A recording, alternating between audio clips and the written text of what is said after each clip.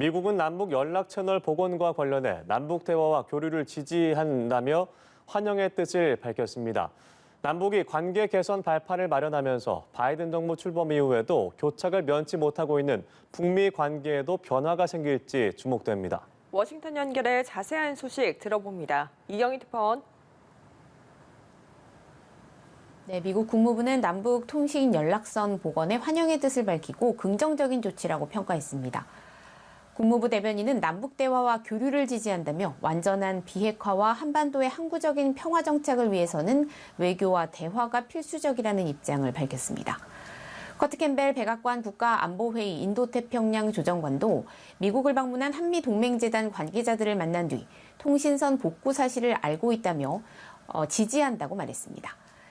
미국이 통신 연락선 복원에 긍정적 입장을 밝힌 건 바이든 행정부 출범 이후 돌파구를 찾지 못한 북미 대화 재개 여건의 진전 가능성에 대한 기대감을 반영한 것이란 해석이 나오는데요. 그간 남북 관계가 북미 관계의 선순환을 이끌어왔다는 점에서 미국을 향한 북한의 태도에도 변화가 있을 수 있다는 관측이 나옵니다.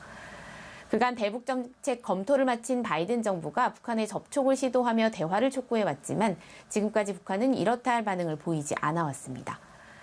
이와 맞물려 북한이 강하게 반발하고 있는 내달 한미연합훈련이 어떻게 진행될지에도 관심이 쏠리는데요.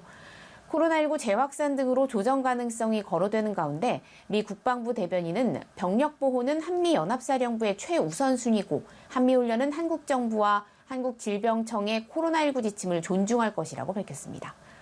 원론적인 답변으로 보이지만 코로나19 방역 지침을 강조했다는 점에서 조정 가능성을 열어둔 것으로도 읽힙니다. 이번에 미국의 코로나19 관련 소식도 확인해보죠. 델타 변이로 감염자가 다시 급증하면서 마스크 지침을 둘러싼 논란이 불거졌었죠. 결국 보건당국이 마스크 착용을 다시 권고했다고요.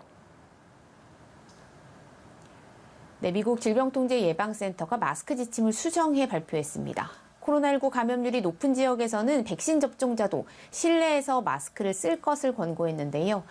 지난 5월 백신 접종자에 대한 마스크 의무를 대부분 해제한 지 2달 만에 마스크 지침을 되돌린 겁니다. 특히 초중고교 교사와 학생들은 백신 접종 여부와 관계없이 실내에서 마스크를 착용하라고 권고했습니다.